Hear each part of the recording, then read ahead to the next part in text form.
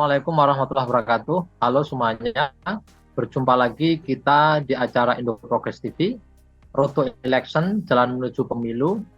Di sini kita akan bicarakan dan mendiskusikan hal-hal terkait dengan momen pemilu legislatif dan pemilu presiden yang sebentar lagi akan berlangsung.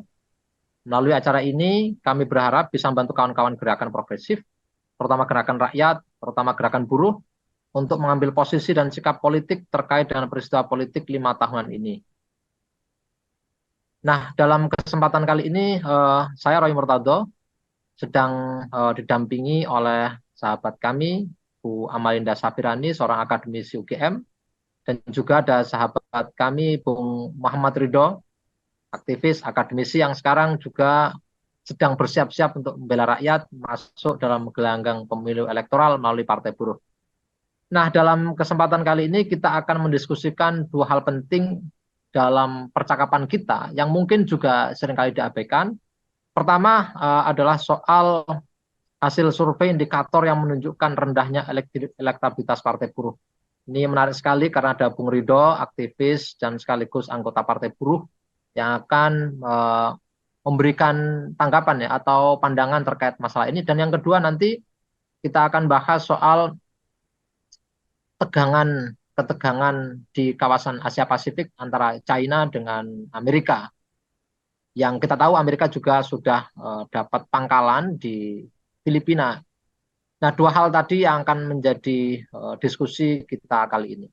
Nah, pertama saya mau bertanya ke Bung Rida terlebih dahulu sebagai kader, aktivis, dan calon dari Partai Buruh. Melihat hasil survei semacam tadi saya sebutkan, elektabilitas Partai Buruh bisa dianggap belum terkatrol. Problem utamanya apa kira-kira Bung Rida? Ya, terima kasih Gus Roy atas introduksinya dan selamat malam kawan-kawan. Ya, ini pertanyaan yang memang sedikit banyak butuh respon yang apa ya, respon yang serius gitu dari partai karena sudah jelas survei yang ada itu memang menunjukkan bahwa Partai Buruh sebagai salah satu partai baru yang akan berkontestasi dalam pemilu 2024 ternyata masih belum punya apa ya, semacam elektabilitas gitu di hadapan masyarakat luas. Penjelasan yang sering kali kita diskusikan di dalam internal, salah satu ini apa bisa dibilang rada-rada konspiratif ya gitu. Cuman ada pertanyaan tentang metode surveinya gitu. Karena salah satu hal yang problematik di kita adalah kita sebagai organisasi yang didirikan oleh 11 organisasi massa yang adalah Serikat Pekerja, Serikat Petani, dan lain-lain itu cenderung bisa dikatakan sangat skeptis dengan kebetulan itu karena kita adalah organisasi massa yang punya massa gitu. Jadi kalau memang uh, apanya random sampling surveinya itu tepat, seharusnya juga mereka juga bisa berhasil mengcapture elemen masyarakat yang juga bisa dibilang profilnya adalah bagian dari serikat yang juga ikut mendukung Partai Buruh, dan estimasi kita setidaknya ada 4 juta gitu yang terafiliasi dengan Partai Buruh, dalam arti dia adalah anggota serikat dan juga dia punya hubungan keluarga dan juga dia bagian dari network sosial yang lebih luas itu. Cuman mungkin ini ya semacam bisa dibilang komplain gitu ya. Cuman kalau mau kita tarik yang lebih uh, lebih mendalam, sebenarnya ini problem dari bisa dibilang masih adanya keterputusan antara aspirasi politik dengan aspirasi tuntutan ekonomi gitu. Jadi bisa dilihat walaupun Partai Buruh adalah partai yang berbasiskan organisasi massa, mungkin aja anggotanya masihlah belum melihat Partai Buruh sebagai apa eh, bisa dibilang kendaraan utama bagi aspirasi politik mereka gitu. Dan belum lagi kita juga menghadapi kenyataan yang lebih struktural gitu, dalam arti penetrasi partai-partai besar yang selama ini sudah berkuasa di Indonesia memang sudah sangat mendalam gitu ke masyarakat. Apalagi kita lihat salah satu modus utama dari partai-partai besar ini untuk mendapatkan dukungan kan adalah dengan menggunakan politik uang gitu. Dan praktis setelah khususnya dalam era pemerintahan Jokowi ini ya, di mana dia banyak menggunakan agenda perlindungan sosial gitu, yang sifatnya untuk ya untuk bisa dikatakan semacam redistribusi gitu, itu juga bisa dipakai oleh kelompok-kelompok dari partai politik yang lain untuk uh, menciptakan jaringan platform kliennya sendiri gitu ya, yang mana partai buruh tidak memiliki infrastruktur yang seperti itu gitu, dan itu akhirnya menjadi salah satu penjelasan yang lebih bisa dibilang masuk akal terkait dengan elektabilitas partai buruh. Jadi kita menghadapi kenyataan bahwa uh, ya praktek politik uang yang sangat kuat gitu, yang mana partai-partai yang ada ini berhasil menggunakan itu sebagai sebagai alat untuk memobilisasi dukungan, dan dengannya bisa terlihat dari dukungan terhadap partai-partai yang ada ya. Tapi juga kita juga uh, melihat bahwa memang ada problem di masalah politisasi sebenarnya.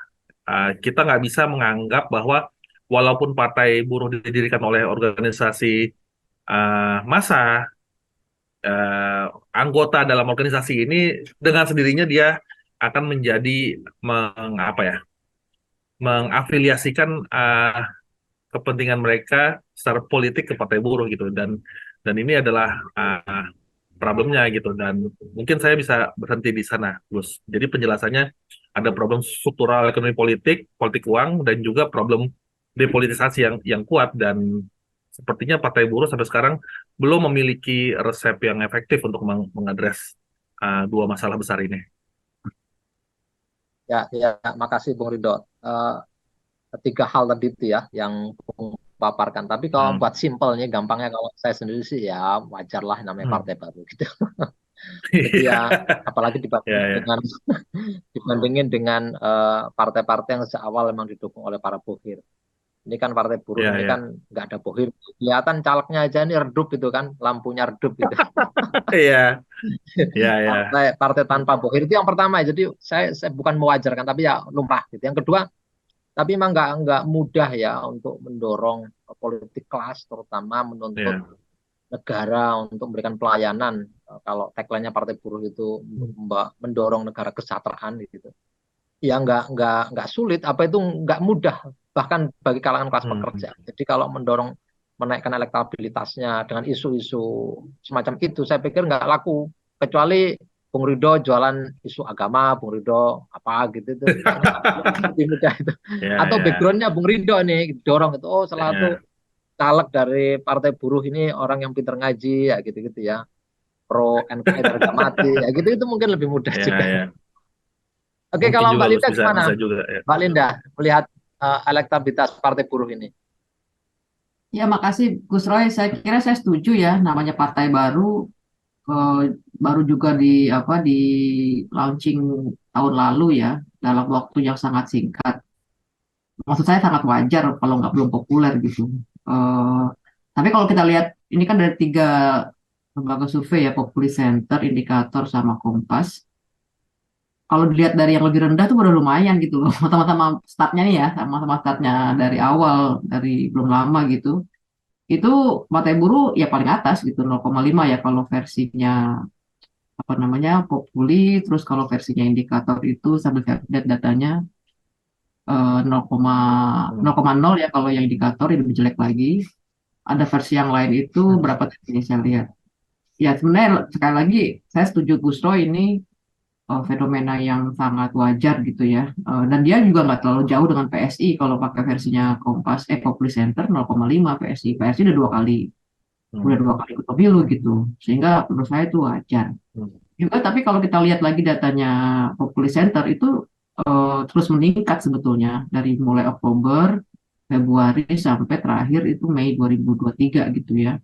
Ya naik terus sih, fluktuatif, tapi mulainya itu dari 0,3 gitu. 0,3 lebih bagus dari dua partai baru, bahkan dari Partai Umat yang jelas-jelas menggunakan sentimen yang tadi Gus Roy sampaikan gitu. Itu sangat lumayan untuk kategori partai baru. Liganya di Liga Partai Baru ya, maksud saya. Sementara kalau dibandingin dengan partai-partai yang udah gede-gede gitu ya udah jelas lah gitu. Malah saya akan surprise gitu kalau elektabilitasnya Partai Buruh misalnya dua digit gitu. Wah, ada apaan ini gitu. Itu udah Curiga benar pasti ini. ya Mbak Linda ya. Kenapa, Gus? Pasti malah curiga kita ya. Kalau curiga saya nih kalau misalnya level PAN atau PKS atau bahkan partai yang besar gitu ya, yang belasan gitu. Jadi itu akan curiga saya. Jadi ini menurut saya dengan sejarah atau dengan asal usul lahirnya yang baru sebentar itu sangat wajar tuh poin pertama. Poin kedua memang eh, apa ya?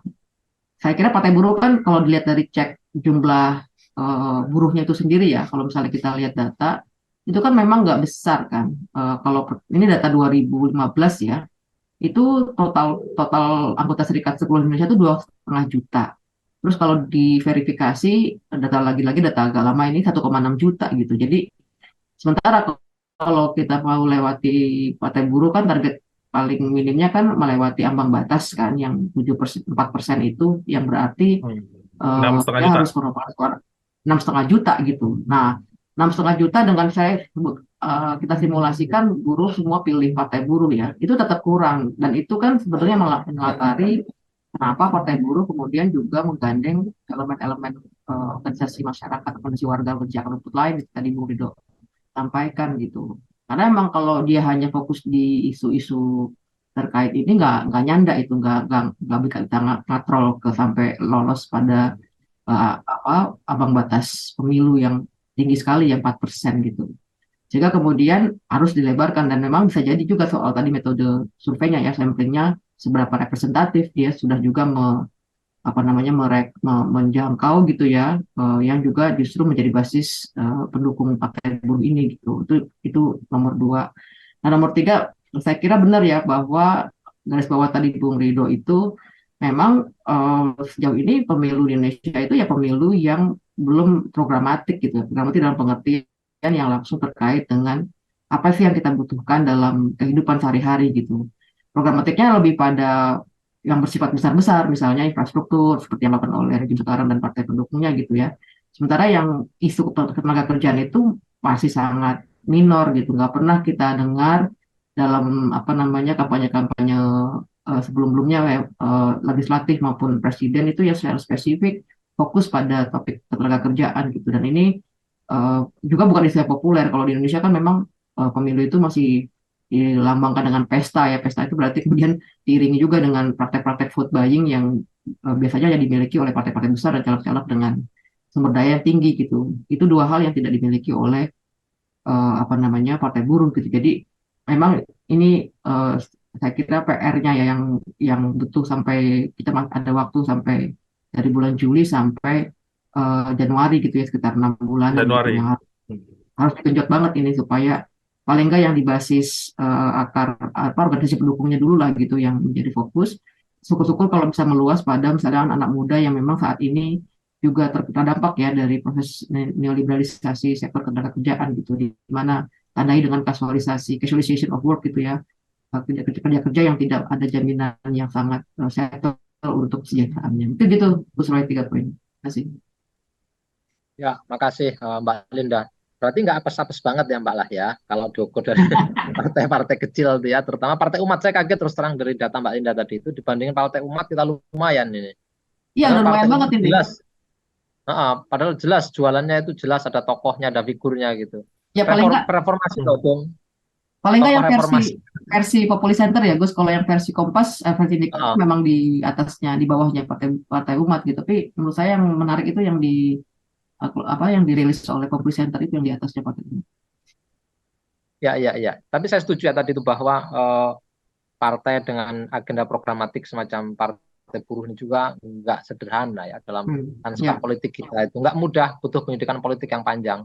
Dan saya setuju betul. juga tadi itu misalnya mendorong anak muda yang sekarang itu jadi korban neoliberalisasi tenaga kerja, tenaga kerja Ya, fleksibel misalnya betul. itu. Tapi masalahnya itu masih sebanding juga dengan pendidikan politik yang bisa dikerjakan partai buruh dan teman-teman jaringan. Bahkan Mbak Linda aja mungkin teman-temannya di kantor juga nggak merasa dirinya buruh kan? Ya beberapa lah Gus. Beberapa. Iya. Nah, sebelum ke isu yang lainnya atau tema yang lainnya, ada nggak tanggapan dari Bung Rido atau kira-kira apa sih yang sudah kawan-kawan lakukan, Bung? Mendongkrak Iya, elektabilitas kalau atau kalau Iya, Kalau evaluasi kampanye kita, apa ini ya untuk hmm, mendorong partai buruh lebih populer itu? yang evaluasi kita sih sebenarnya adalah sebenarnya nggak ada yang baru sama sekali, bahwa ini menunjukkan bahwa proses pengakaran ke tingkat akar rumput masih menjadi PR gitu loh. Yang menunjukkan bahwa partai-partai besar itu bisa dapat suara kan karena mereka udah mengakar gitu ya. Walaupun mereka menggunakan metode yang bisa dikatakan nggak baik secara nilai-nilai demokratis ya, tapi kita harus mengakui bahwa mereka sudah mengakar gitu. Dan disitulah letak pertarungannya.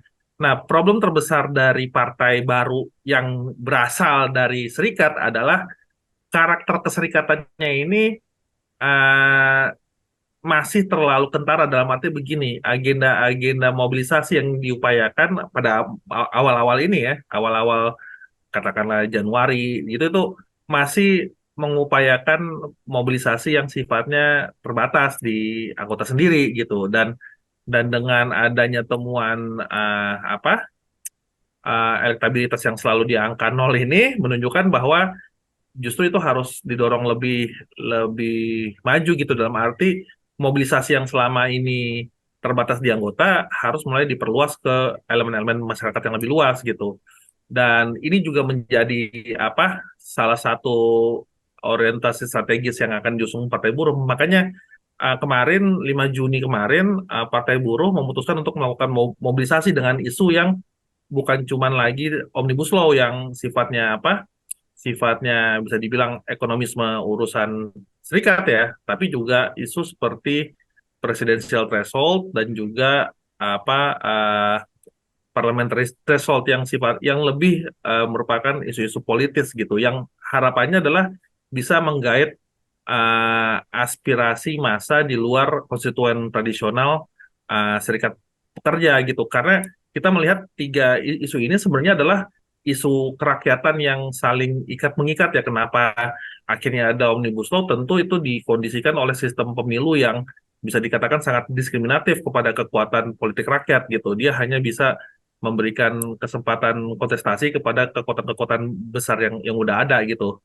Harapannya sih di sana kita berupaya untuk mobilisasi dengan mengusung isu-isu yang lebih eh, populer, yang menyentuh problem rakyat lebih luas untuk bisa menggait dukungan gitu. Nah, problemnya adalah memang ini apa puzzle besar yang namanya kesadaran kelas gitu loh, yang udah dijelaskan tadi sama Mbak Linda juga, di mana dan juga Gus Roy, di mana seringkali dalam kondisi sekarang ya, di mana mobilisasinya belum belum terlalu masif, masyarakat luas ya seperti yang kelihatan di survei-survei yang ada gitu.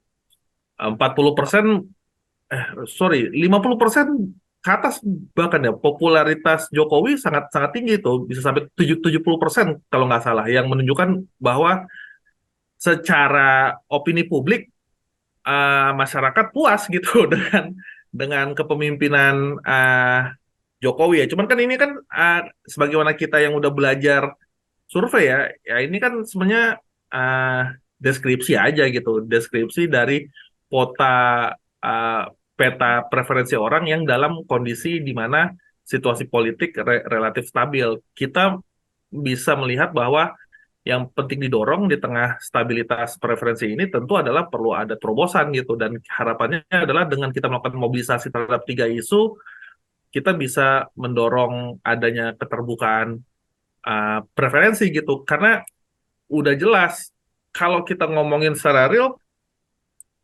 kebijakan yang melalui Omnibus Law dan juga sistem pemilu yang ada sekarang ya hanya akan menguntungkan masyarakat luas gitu loh ya kan. Cuman kan masalahnya ya karena problem pendidikan politik yang minim juga di masyarakat, masih belum melihat itu sebagai kepentingan mereka gitu. Nah, makanya yang penting sekarang adalah melakukan eskalasi sebenarnya. Eskalasi di mana isu-isu yang dianggap sebagai problem partai buruh ini juga mulai harus menjadi isu masyarakat yang lebih luas gitu. Dan ini salah satunya adalah harus juga bukan cuma jadi concern partai buruh aja gitu. Elemen masyarakat yang lebih luas di luar partai buruh, masyarakat sipil itu juga harus mulai apa ya, menyuarakan concern ini gitu. Nah, problemnya kemudian adalah bagaimana kita melihat hubungan antara elemen masyarakat lebih luas dengan partai buruh. Seringkali dinamika hubungan antara ini kan bukan hubungan yang sifatnya mulus ya kan apalagi kemarin dengan May Day kemarin di mana ada buat unsur kami ya Komite Politik Nasional itu adalah semacam semacam insiden gitu karena dengan salaman kayak begitu menunjukkan ada ketimpangan posisi sebenarnya yang menunjukkan bahwa Partai Buruh seakan-akan nggak punya posisi yang independen gitu. Dan di sanalah kemudian kita melihat menciptakan tensi bahkan di kalangan teman-teman elemen masyarakat di luar Partai Buruh yang melihat bahwa Partai Buruh nggak berbeda jauh nih dengan partai-partai yang ada gitu kan. Ya kita memahami kritik itu gitu. Cuman sekarang pertanyaannya adalah di tengah keterbatasan ruang politik yang ada dan juga kenyataan bahwa dalam Partai Buruh sendiri ada pertarungan internal ya untuk memastikan bahwa garis politik perjuangan itu bisa konsisten. Gimana posisi teman-teman di mana di elemen masyarakat sipil? Apakah mau menempatkan Partai Buruh sebagai partner strategis atau tetap bersikeras untuk menempatkan Partai Buruh sebagai eh, antagonis gitu. Nah, dalam kondisi kayak begini, kalau kita mau mendorong perubahan konfigurasi preferensi, konfigurasi kesadaran, saya pikir lebih strategis justru menempatkan Partai Buruh sebagai partner yang harus didukung gitu. Itu sih kada pandangan saya sih kalau kalau kita mau keluar dari uh, keterbatasan opini publik yang ada sekarang gitu loh, Gus. Oke, Bung Ridho, sebelum ke isu yang lain ya, kita geser ke isu yang kedua. Hmm. Saya mau nanya Saya tadi nanti itu, nambah dikit ya Gus Roy ya. ya, saya Sebelum yang belum kedua. terlalu nangkap tadi itu, Bung Ridho di awal tadi bilang bahwa salah satu kelemahan Partai Buruh karena masih karakternya itu karakter serikat, karena berbasis serikat. Apakah itu berarti karena selama ini mobilisasi yang Bung Ridho ceritakan tadi itu masih berbasis pada buruh industrial kah? Sebatas itu kah dengan isu-isu mereka atau gimana? Atau karena belum meluas ke tadi ya ke elemen-elemen di luar buruh industrial? Gimana, Bung? Kalau kalau menurut saya sih secara isu kita berupaya untuk lebih populer ya. Makanya yang selalu dipropagandakan kan isu Omnibus Law gitu yang pada dasar cipta kerja yang pada dasarnya adalah undang-undang yang melakukan apa ya pengerusakan terhadap semua hak-hak rakyat yang ada gitu. Jadi secara isu sebenarnya kita sudah mengusung agenda yang populer, tapi metode mobilisasi kita masih belum bisa untuk mobilisasi elemen-elemen di luar elemen konvensional Partai Buruh, yaitu serikat gitu. Makanya yang sangat tergantung adalah apa yang dimobilisasi ya anggota serikat aja. Kalau kalau kita mau pakai metode politik yang biasa terjadi di apa kekuatan kiri-kiri elektoral kan dia justru bukan cuma dari serikat aja, tapi masyarakat luas harus harus harus diajak gitu. Nah, sebenarnya Partai Buruh itu punya instrumennya yang namanya Posko Orange. Posko Orange itu pada dasarnya adalah uh, sentrum pengorganisasian lokal yang bertujuan untuk bisa mengajak elemen masyarakat untuk terlibat dalam agenda-agenda Partai Buruh karena salah satu fungsinya adalah dia bisa menjadi instrumen advokasi di tingkatan bawah. Jadi kalau ada isu-isu kerakyatan kayak misalkan kekerasan seksual, isu BPJS, isu-isu perburuhan, rakyat bisa datang ke Posko Orange mengadukan isunya dan Partai Buruh dimanapun yang ada di tingkatan lokal akan menggunakan uh, kemampuan advokasi mereka untuk memenangkan hak-hak rakyat gitu melalui Posko Orange gitu. Nah, problemnya kemudian adalah belum ada bisa dikatakan mekanisme yang lebih sistematis untuk menghubungkan instrumen Posko Orange ini ke upaya untuk mobilisasi yang di luar basis konvensional Partai Buruh itu sendiri gitu. Jadinya dan ini ya mungkin saya nggak mau ini ya terdengar sangat apologis ya. Karena sedikit banyak itu juga dipengaruhi sama dinamika internal kita yang banyak bergelut sama urusan-urusan administrasi juga gitu loh. Jadi Hmm.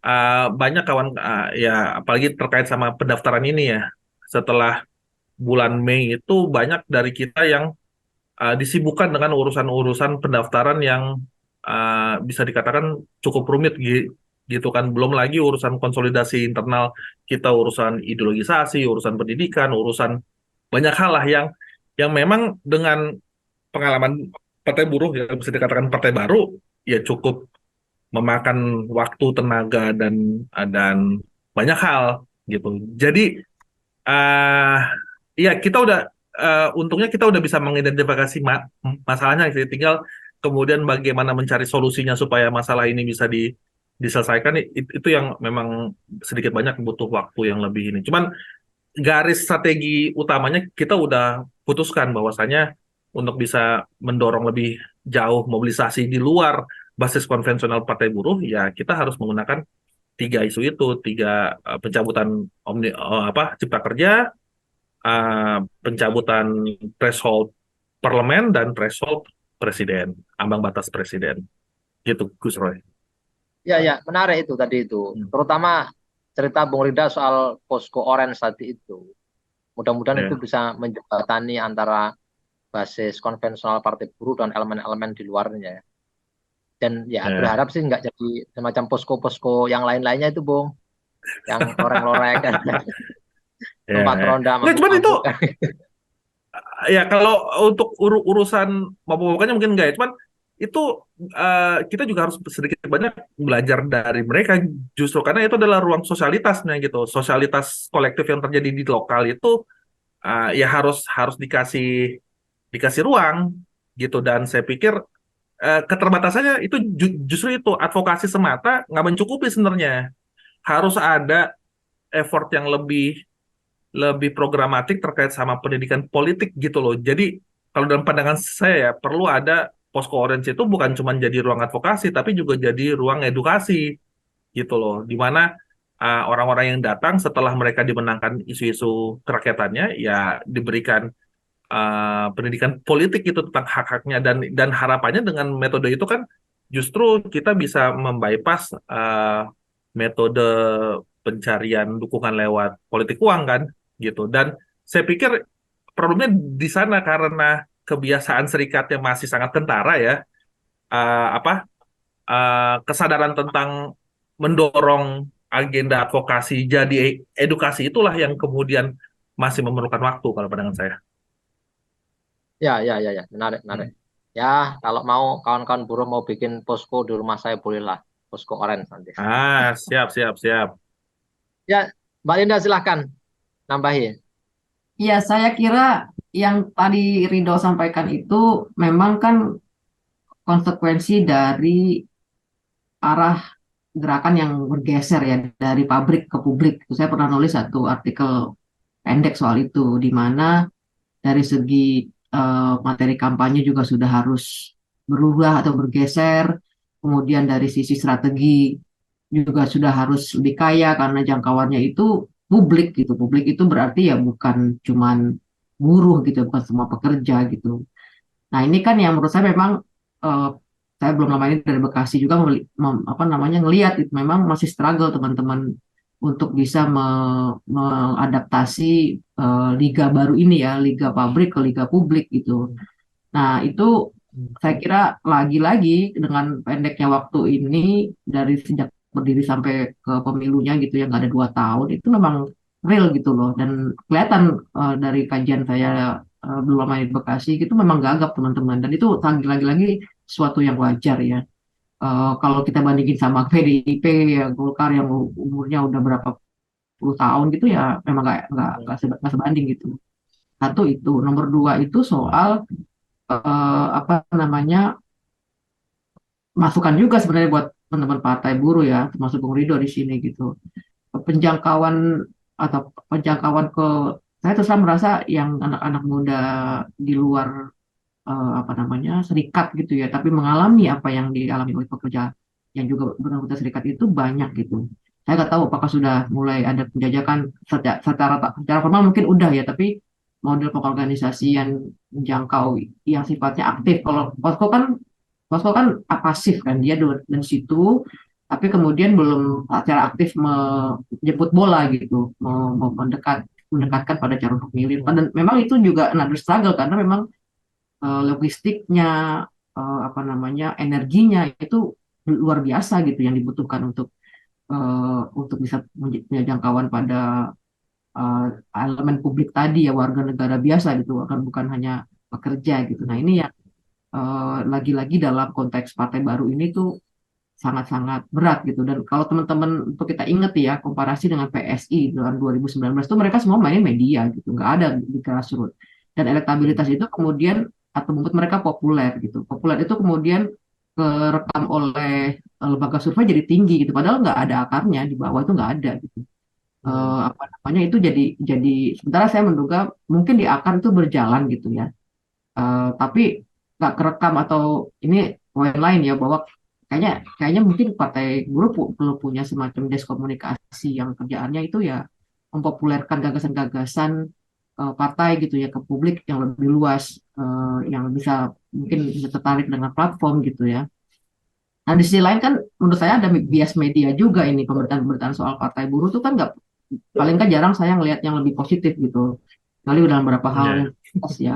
Misalnya kayak waktu waktu apa di diduga atau ada viral gitu ya bahwa partai buruh pendukung Ganjar misalnya, atau yang kali salaman-salaman itu kan belum resmi partai buruh secara Hmm. secara official mendukung presiden calon tertentu gitu. Tapi udah digoreng habis-habisan dan langsung menjatuhkan citra partai buruh.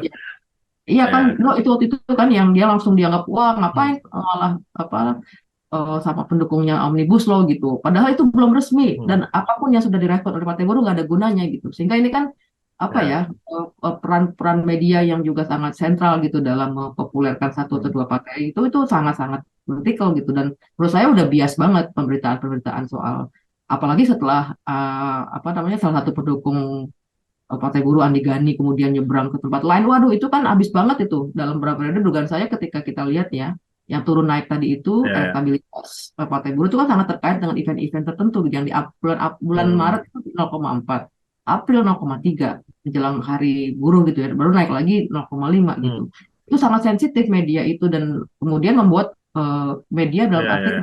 amplifikasi kan. Publik jadi tahunya itu gitu. Nah, itu yang menurut saya Hmm. eh, apa ya, berat banget, kemudian ada lapis-lapis berat yang lain gitu dalam dalam hal ini yang membuat kemudian kembali pada soal elektabilitas itu jadi sangat sangat 0, partai 0, ini gitu. Nah yang ketiga mungkin yang Hmm. realistis ya, adalah mungkin nasional, misalnya skenario jelek nih nasional nggak lolos, tapi saya yakin di beberapa basis buruh pasti ada yang kursi yang didapat. Kan kalau electoral threshold ambang batas kan nggak apa namanya, nggak digunakan dalam tingkat provinsi dan tingkat kabupaten kota. Sehingga kalau kita mau realistis misalnya, ya mungkin untuk 2000, jangan ngeliatin jangan 2024, 2027 gitu, di mana dan itu kan dicicil gitu dengan menduduki beberapa basis buruh Hmm. di beberapa kantong gitu ya, Tangerang, Bekasi, apa namanya, Riau, Kepri gitu, Batam dan seterusnya, itu Sidoarjo, itu sebagai cicilan nyicil gitu untuk tahapan-tahapan yang bisa ditempuh gitu. Misalnya punya dulu wakil di apa namanya di tingkat provinsi dan kabupaten kota, dan itu juga terjadi dengan PSI. PSI nggak lolos electoral threshold ambang batas di tingkat nasional, tapi dia punya beberapa kursi di banyak tempat, terutama di wilayah urban ya, di Jakarta, Surabaya, Semarang dan seterusnya itu.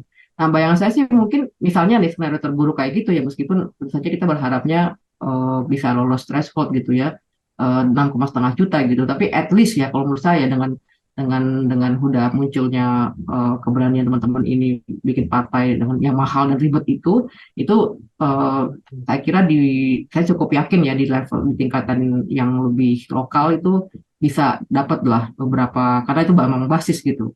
Nah tambahnya lagi nih, nah, ini kan sebenarnya kita lagi ngomong soal masih lemahnya institusionalisasi partai kan. Pengalaman saya riset soal ini 2014 dan 2019 di Bekasi, memang kemudian yang bikin cemas sebenarnya soal ini, Bung Rido dan Gus Roy, soal satu dapil itu diperbutkan oleh banyak caleg buruh gitu. Dan ini bisa apa ya, bisa Hmm. memukul balik karena total suaranya jadi kecil gitu dibandingkan dengan partai lain. Ini saya nggak Hmm. tahu solusinya gimana ya, tapi konsekuensi dari semua teman-teman sekarang masuk ke partai di satu dapil yang Hmm. sama, rebutan suara akhirnya kan jadi kecil-kecil gitu. Padahal kalau total ditambahin gitu, kalau nggak pecah Hmm. misalnya, itu bisa solid, dia bisa jadi dapat kursi dengan pembagian suara pakai rumusan lige itu 1357 itu gitu. Nah, terus terang saya agak mencemaskan ini apa bagian Hmm. itu. Tadi saya berpikir agak positif, mungkin dapatnya satu dua atau tiga gitu di Bekasi atau di tempat lain. Tapi mengingat-ingat lagi, aduh ini apa namanya rebutan sama teman-teman sendiri gitu. Dan itu kan yang Iya, iya.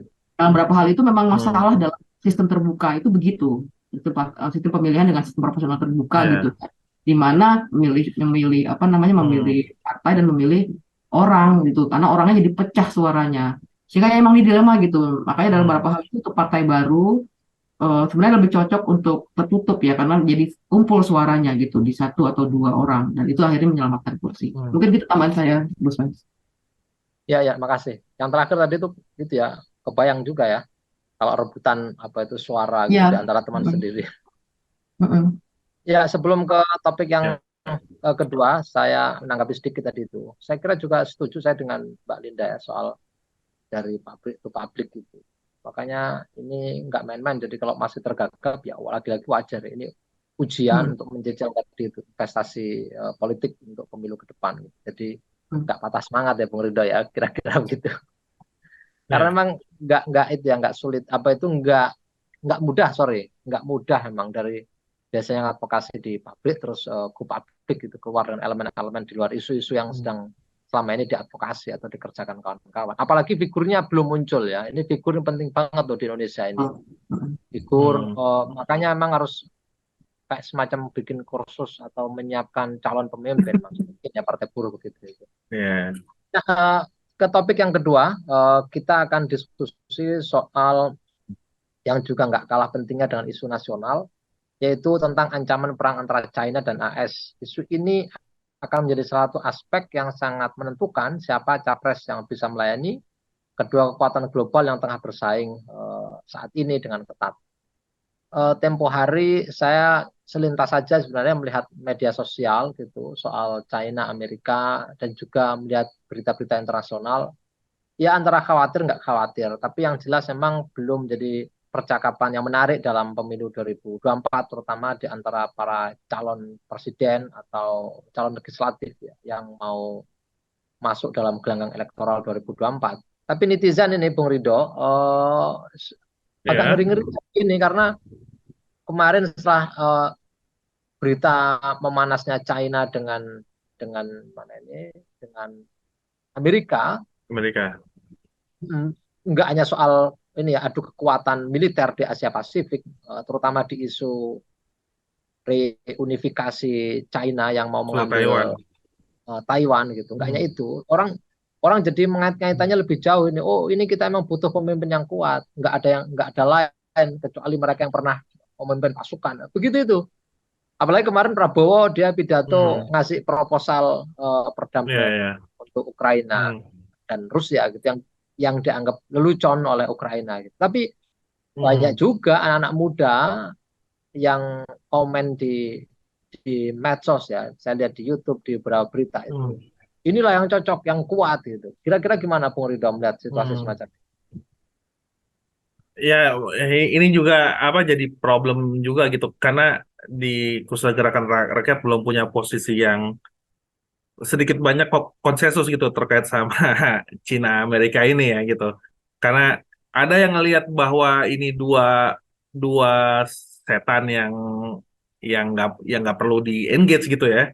Karena dua-duanya negara imperialis gitu, tapi juga ada kita harus mengakui karena perkembangan dinamika politik Cina yang kelihatannya mulai lebih concern membawa garis sosialistik ya, yang mulai melihat Cina secara lebih simpatik gitu loh. Nah, cuman kan perdebatan ini sedikit banyak masih sangat sangat kurang gitu dan itu berimplikasi juga pada kenapa konflik antara Amerika dengan Cina ini nggak terlalu banyak menjadi pusat perhatian karena stance-nya itu sendiri belum belum belum terlalu jelas gitu. Tapi kalau ditanya mengenai ke saya ya, bahwasanya yang harus jadi perhatian justru adalah bagaimana eh, konflik yang terjadi antara dua kekuatan besar ini yang sedikit banyak mempengaruhi ekonomi politik Indonesia ya, itu sebenarnya berimplikasi pada bagaimana dinamika dan konfigurasi kekuatan politik yang ada di Indonesia gitu.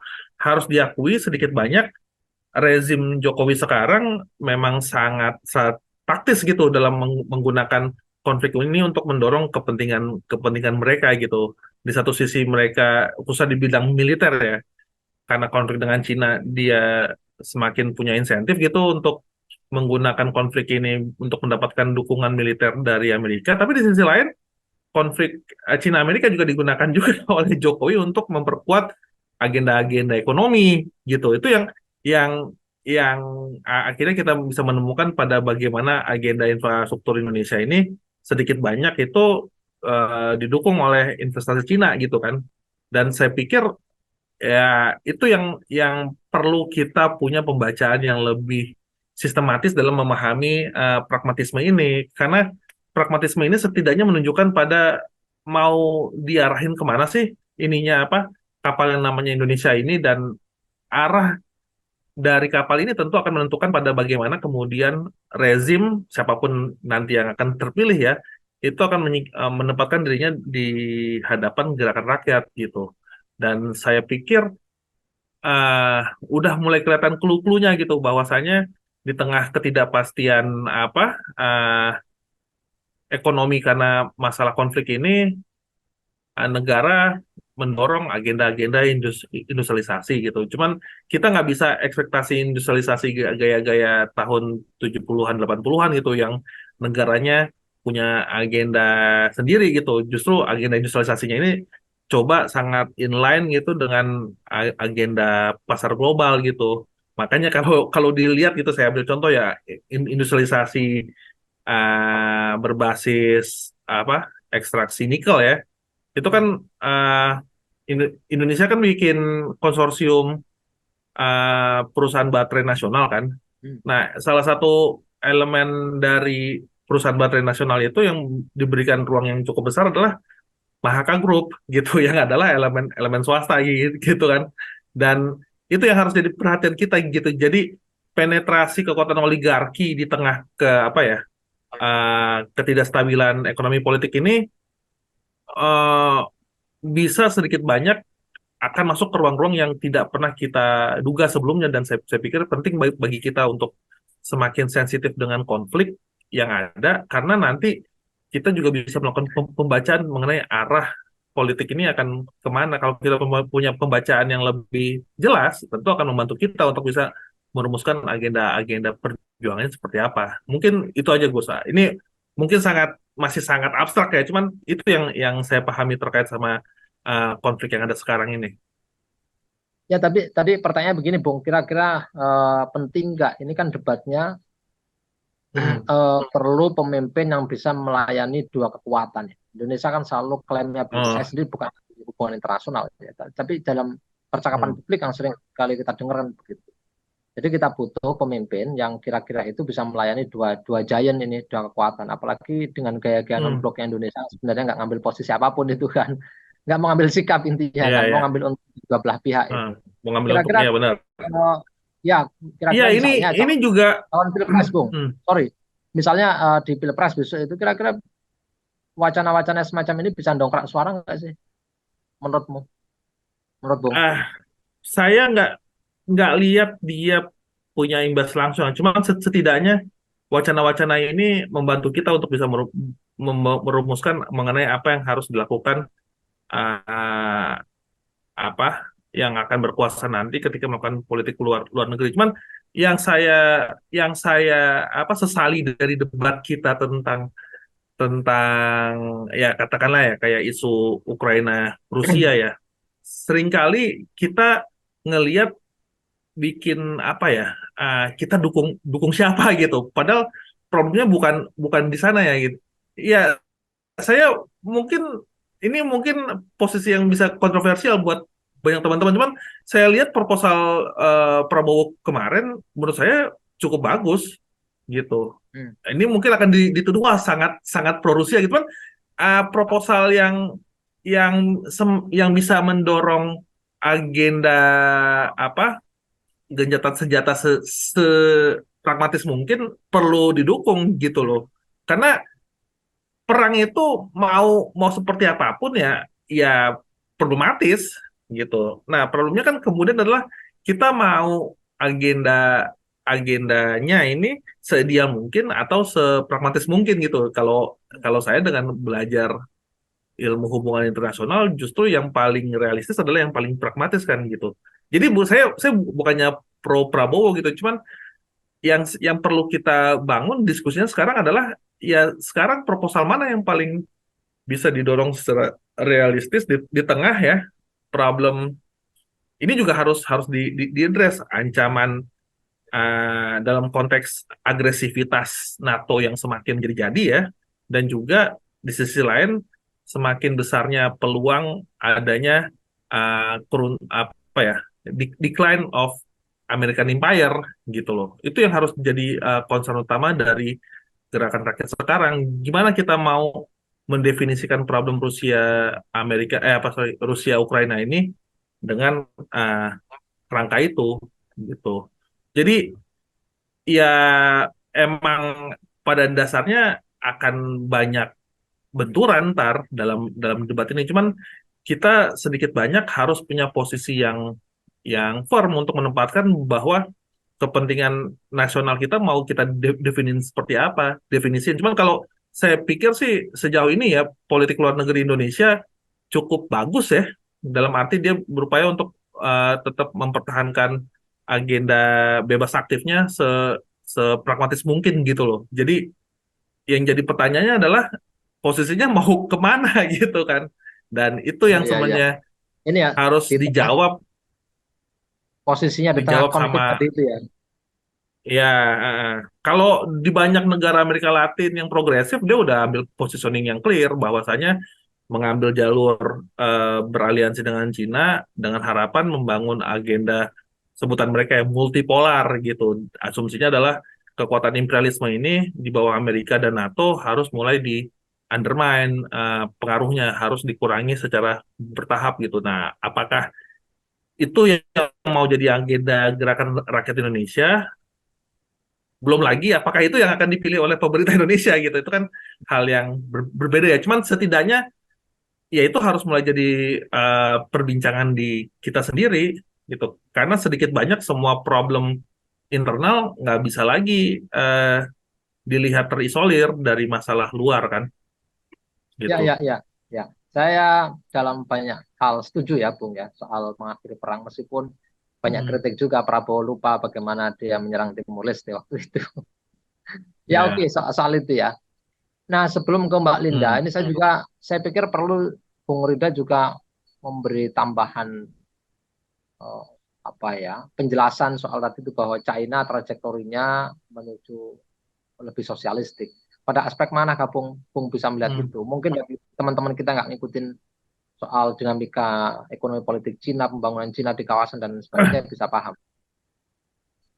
Ya kalau kalau saya pikir sih agenda Cina yang lebih sosialistik ini reaksi terhadap ekonomi politik global juga yang pasca 2014 ya apa Cina semakin mengalami kenyataan dan apa dia semakin mengalami tekanan dari Amerika gitu.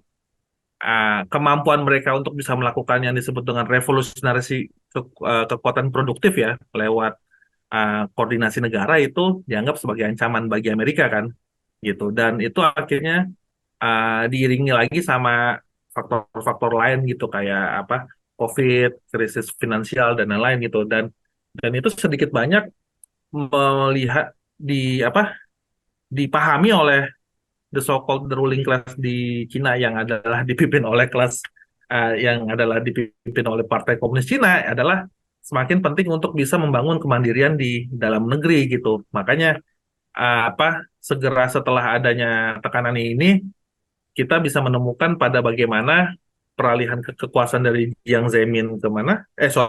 Hu Jintao ke Xi Jinping sebenarnya adalah upaya sentralisasi kekuasaan sebenarnya yang tadinya di bawah Hu Jintao rezim cenderung lebih loose dalam melakukan pengelolaan negara, tapi karena ancamannya semakin nyata, ya butuh kepemimpinan yang lebih tersentralisir dan lebih kuat gitu, dan itu akhirnya direpresentasikan oleh figur seperti Xi Jinping gitu, dan ini kemudian membuat kenapa akhirnya Cina harus membangun ekonomi yang lebih mandiri secara internal, nggak bisa lagi tergantung pada ekonomi politik yang ada di luar gitu. Kita harus tahu Cina itu sedikit banyak memang perkembangan ekonominya kan sangat ditentukan oleh kemampuan mereka untuk bisa banyak melakukan ekspor keluar kan gitu. Nah, sekarang ini karena ancaman itu dia harus lebih mandiri dan itu akhirnya memaksa mereka untuk melihat kembali jati diri mereka sebagai kekuatan politik sosialis itu. Ada beberapa artikel saya yang mencoba mengadres itu ya, tapi intinya adalah di tengah kondisi kayak beginilah kemudian Cina melihat bahwa emang jalur yang paling paling visible untuk didorong sekarang adalah mulai menggeser aspirasi politik negaranya menjadi lebih sosialistis gitu. Makanya agenda terakhir yang mereka coba usung adalah yang disebut dengan common prosperity kan, yang pada dasarnya adalah mengupayakan agenda redistribusi gitu, tapi dengan tetap mempertahankan primasi mekanisme pasar. Apakah itu berhasil atau enggak, kita nggak tahu. Tapi mereka, Cina punya klaim bahwa sosialisme mereka, yang disebut dengan sosialisme dengan karakteristik Cina, adalah sosialisme berbasiskan ekonomi pasar gitu. Tapi itu menunjukkan bahwa sebenarnya ya Cina berupaya untuk adaptif terhadap lingkungan di mana dia dia hidup sekarang gitu. Dan itulah akhirnya kenapa kita bisa menemukan ekspresi-ekspresi yang sangat ya itu sosialistis gitu dari Cina yang menurut saya membuat banyak ya kayak negara-negara Amerika Latin yang progresif melihat ya ini adalah negara yang perlu digandeng gitu untuk bisa mendorong agenda-agenda yang lebih progresif gitu. Gitu sih dan memang Cina ini ketika dia melakukan hubungan ekonomi sedikit banyak punya karakter yang berbeda gitu.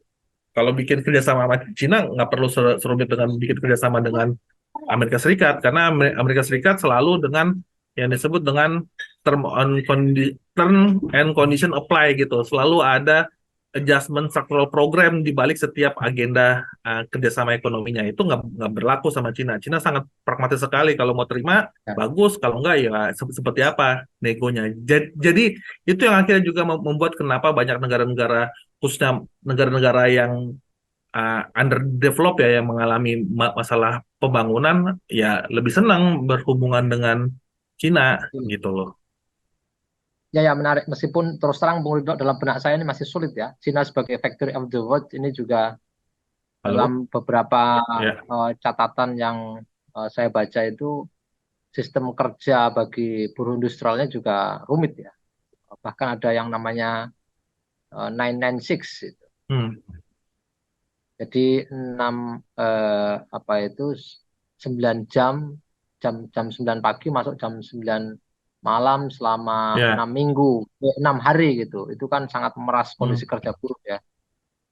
Nah, Ya. itu kondisi itu beberapa hal yang saya baca juga soal China. Yang kedua emang terutama soal proyek Belt and Road Initiative. Saya beberapa kali ikut riset di Indonesia ya. Meskipun banyak dikerjakan di kawasan Southeast Asia sama South Asia itu kan nggak tahu ini memang versi barat Hmm. banget itu, bahwa ada tadi Bung Rida bilang Cina mudah itu ngasih ngasih apa ya ngasih bantuan pada negara-negara yang emang butuhin gitu, dan mereka juga negara-negara yang butuh duit tadi juga lebih senang kerjasama dengan China ketimbang yang lain itu, meskipun dari Hmm. sumber-sumber yang saya baca itu juga Cina ini dalam tanda Hmm. kutip yang menjerat itu Bung, masih jeratan hutang gitu dan lain sebagainya. Hmm.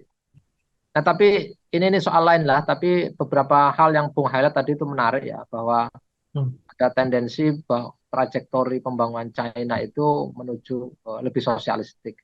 Saya juga sepakat sebenarnya kalau soal ngomong Hmm. dedolarisasi, memecah ini ya kekuatan imperialisme yang terpusat selama ini. Meskipun juga bisa dibaca bahwa ini kayak semacam persaingan brutal antara kekuatan imperialis aja gitu. Tapi soal pragmatisme tadi itu Ya. yang aman dulu lah ya, Republik ini Hmm. masih ada gitu ya, nggak tiba-tiba kena nuklir gitu maksudnya. Ya, ya. Ya, oke, oke. Kayaknya bikin sesi khusus itu, terutama soal temuan-temuan atau catatan Hmm. Bung Rida soal pembangunan China tadi itu. Kalau Ya. Mbak Linda sendiri melihatnya gimana nih soal diskusi persaingan global antara China dengan AS, tidak hanya pada aspek militer tapi juga ekonomi? Ya, kalau kita sambungin sama pemilu di topik pertama tadi kan sebetulnya kelihatan bahwa Indonesia itu inward looking banget kalau soal pemilu gitu ya. Seolah-olah tuh hidup atau nasibnya itu cuma Hmm. selesai di hari H Ya. pemilu 14 Februari. Padahal sebetulnya kan Nusantara. Ya. Padahal kan sebetulnya dimensi global ini sangat mempengaruhi ya. Pasca pemilu itu what happen gitu akan terjadi itu kan sangat dipengaruhi oleh konteks global, mungkin juga kapital global ya. Nah, misalnya kalau kita bisa kaitkan dengan IKN gitu. Ini kan duitnya dari luar semua ini. Termasuk tadi apapun kebijakan orientasi kebijakannya Cina atau Amerika yang sedang perang itu, tapi kalau kita bisa kontekstualisasi di Indonesia itu kita tetap butuh duitnya gitu, termasuk untuk proyek ambisius IKN ini gitu, dan kita nggak tahu kan ini sebenarnya memperlihatkan apa namanya tuh naik turunnya gitu ya, bahwa sekarang tuh dia nggak ada yang mau lagi, mau misalnya mau investasi ke situ gitu, dan itu sebetulnya kan materi politik yang seringkali tidak terbahasakan saat pemilu gitu, itu hanya menjadi satu segmen dalam misalnya debat debat pilpres ya, paling satu segmen gimana soal luar negeri udah, padahal itu nasib hidup kita yang utangnya besar ini dengan ketergantungan kita pada modal kapital global itu menjadi sangat sentral gitu untuk bisa juga digali. Nah, memang bahasanya kan jadi bahasa langit ini karena HI atau negara lain itu seolah-olah Ya. kita nggak bisa ada hubungan gitu, padahal justru seluruh logika bekerjanya kapital global itu akan pengaruhi apa namanya aktor-aktor utama seperti oligarki, bahkan juga para calon-calon presiden atau legislatif yang juga misalnya bermain dalam konteks kapital global itu gitu, investasi ada di mana, saving duitnya di mana, kayak gitu-gitu. Dan itu sayang sekali ya menurut saya termasuk yang awam juga untuk isu-isu global, pertarungan geopolitik Cina Cina Cina Amerika dan seterusnya itu.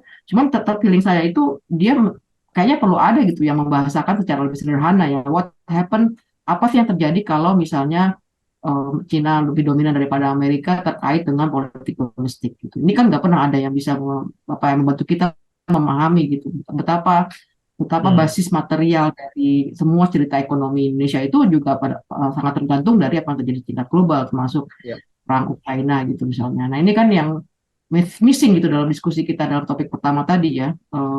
Ya kita kan tinggal iya iya aja gitu. Tapi kan kalau misalnya krisis global, krisis global terkait dengan pangan misalnya, beras, semua kita semua tahu, semua kita impor gitu. Tapi akan terganggu sangat sangat kritikal gitu kalau, dan itu akan berefek pada legitimasi pemimpin, bahkan menghasilkan kemudian misalnya Hmm. kayak krisis ekonomi 98 gitu. Itu kan apa namanya Ambruk protes ya. yang sangat meluas itu kan disebabkan karena itu, karena krisis juga dengan global atau regional saat itu ya, krisis-krisis mata uang saat itu. Nah, ini kan yang nggak pernah tersambung gitu dalam diskurs kalau kita mau ngomongin pemilu gitu, atau ya itu tadi yang menurut saya tipikal atau ciri dari Indonesia, politik Indonesia itu sangat, pemilu Indonesia itu sangat sangat inward looking gitu, seolah-olah nggak ada hubungan Ya, dengan ya.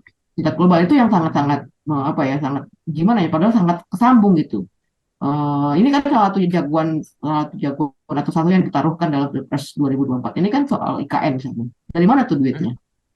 Apakah kita bisa membayangkan semua, misalnya semua investor itu sama cirinya? Nggak mesti, menurut saya nggak sama gitu. Jadi ada juga yang misalnya kelas-kelas yang benar-benar taat pada korupsi. Kalau investasinya nggak cukup meyakinkan gitu ya, atau insecure dan akan bahaya, kan nggak ada yang mau uang masuk ke sini, mau apapun bentuknya gitu. Hmm. Nah, ini kan juga ada tren, yang apa ya, ada variasi tipe-tipe investor misalnya yang kita bisa bisa deteksi gitu, dan kelihatan sebetulnya jangan-jangan ini kelas-kelas modal gede banget itu emang udah gak mau masuk karena tadi indeks kita jelek gitu, indeks korupsi makin turun misalnya. Kalau indeks korupsi makin turun itu sensitif banget pada eh, kapital asing yang mau masuk gitu. Nggak mau, mereka nggak ada secure, nggak secure, nggak akan mungkin balik dan resiko tinggi gitu. Nah, ini kan sebetulnya politik domestik banget tuh kan. Tapi kan nggak pernah kesambung, dan dalam pembicaraan kita kalau kita ngebahas pemilu kita fokus pada tadi elektabilitas, atau partai buruh mungkin juga perlu mengkaitkan Ya. diri dengan isu-isu global itu, Bung, dan bagaimana dengan pembahasan yang sederhana dan dengan bahasa yang mudah dipahami ya. Ini kritikal gitu kalau kita nggak punya posisi spesifik gitu. Ya Ya. nggak sih? Iya, Ya mungkin problemnya gini ya. memang. Hmm. Enggak sih ya. Silakan silakan Bung i- Ridal. ya emang masalahnya adalah sedikit banyak kalau kita mau engage ke isu-isu internasional ini ya, kita memang menghadapi resiko yang disebut dengan Mbak Linda tadi, Oh, nggak stabil ya ininya. masalah bahasa gitu. Halo, Iya, ya iya, apa iya, terus. Ya, rumit yang sering kali adalah ketika misalkan kita ngomongin Cina Amerika itu ya bukan sesuatu yang mudah gitu loh. Bahkan kita ngomongin hubungannya itu sendiri sangat kompleks, hubungannya ada proses historis panjang dan ada konteks dan lain-lain gitu, dan itu di tengah kapasitas organisasi seperti katakanlah Partai Buruh ya emang tantangan sendiri gitu. Ketika mungkin kalau Mbak Linda ketemu teman-teman Partai Buruh yang nyalak ya, ketika ditanya apa isu apa internasional yang perlu diintervensi, ya urusan internasional, urusan gua aja untuk menang aja belum belum tentu ini ya kan gitu loh. Jadi emang kita menghadapi dilema-dilema yang kayak gitu. Tapi saya setuju bahwasanya problem internasional ini harus jadi concern yang juga dijawab oleh partai-partai politik yang ada sekarang, dan sedikit banyak memang masalahnya dari mungkin kalau kita mau kritik justru adalah kritik ke survei-survei yang ada gitu. Survei-survei yang ada justru Betul, selalu mereproduksi problem pemilunya adalah betul, problem problem elektabilitas gitu. betul. Ya kan nggak ada problem problem di luar elektabilitas karena dianggap ya ini urusannya urusan lo kepilih atau enggak gitu loh. Padahal kan isu pemilu itu banyak banget gitu. Bukan cuma program dalam negeri, program isu-isu tertentu, Omnibus Law sendiri masih masih terbuka kemungkinan untuk direview dan lain-lain, dan ya ini problem kalau mau dikritik ya problem intelektual di Indonesia gitu itu sendiri yang sedikit banyak karena tipikal mereka yang disebut think tank politik ya nggak ngelihat ada urgensi dan tanggung jawab gitu loh untuk bisa mengalihkan perhatian riset survei mereka ke urusan yang sebenarnya kayak misalkan isu internasional. Jadi ya mungkin ini ada kontribusinya dari pihak organisasi politik itu sendiri. Cuman sedikit banyak kita juga harus mulai meminta akuntabilitas gitu ke kalangan the so-called surveyor ini untuk menuntut mereka untuk bisa melakukan inisiatif yang lebih mendidik gitu loh. Bukan sekedar urusannya ini sekedar uh, siapa yang paling populer sekarang dan paling bisa jadi pemenang, karena urusan pemilu ini ya seperti dibilang tadi ketika udah menang ya kita dihadapi oleh problem-problem yang lebih luas kan, dan salah satunya adalah isu internasional. Jadi disitulah mungkin kalau kita mau melakukan refleksi kritis ya terhadap proses pemilu di kita dengan berbagai macam aktor, ya kita sekarang ini harus mulai menuntut gitu ke kalangan para pembuat polling ini untuk juga mulai mempresentasikan temuan-temuan mereka terkait sama isu-isu yang dianggap penting terkait pemilu, bukan cuma elektabilitas saja gitu, Hmm. supaya nanti masa juga tahu bahwa opini publik itu ya bukan tentang elektabilitas saja gitu kan. Kita kan menghadapi yang namanya lingkaran setan kan. Ya kayak di Partai Buruh gitu kita menghadapi kenyataan bahwa masa punya persepsi uh, pilihan gitu ya, dan itu seakan-akan menjadi concern utama gitu padahal enggak kan. Kalau ditanya, kalau pada masa survei itu ada ditanya gimana pendapat Anda tentang isu internasional begini-begini, mereka kan juga punya pendapat kan. Kenapa nggak pernah diungkap gitu loh. Jadi ya inilah apa industri pemilu yang harus kita sasar sekarang, dan saya pikir kesempatannya ada sekarang ini gitu. Kita harus mulai lebih lebih menuntut lebih gitu ke pihak pollster untuk memberikan presentasi yang lebih lebih mendidik gitu. Nah, masalahnya kan poster-poster ini kan karena dia pikirannya apa uh, cari untung aja, yang yang paling populer yang itu yang dipresentasiin kan. Nah, itu yang jadi masalahnya. Mungkin emang ke depannya kita butuh ada poster yang lebih netral yang nggak punya orientasi uh, nyari untung yang dikelola oleh publik, dan itu di banyak organisasi pemilu-pemilu di luar lumrah itu, yang mana dia bisa jadi rujukan rujukan umum tentang isu-isu kepemiluan yang nggak melulu tentang elektabilitas gitu loh. Itu yang jadi apa agenda yang harus diperjuangin nanti gitu loh. Saya nyambung dikit ya, Gus Roy. Ya, Memang silakan, Mbak. saya setuju sih, Ya, memang ini isu kompleks ya. Kan dan kalau udah pemilu kan selalu jadi kutub Cina atau Amerika kan gitu. Jadinya Ya, ya, ya. nggak ada nuansa-nuansa in Asing-asing ini. between. Asing-asing atau kalaupun asing langsung spesifik pada Amerika atau Cina. Jadi atau Rusia atau Ukraina kan begitu tuh selalu framingnya kita atau mereka gitu. Memang ini sebenarnya esensinya pemilu itu bikin bego gitu karena orang dipaksa untuk ya, berposisi di satu titik gitu. Padahal Ya. menyederhanakan gitu ya, menyederhanakan persoalan yang sangat kompleks gitu. Memang tricky gitu.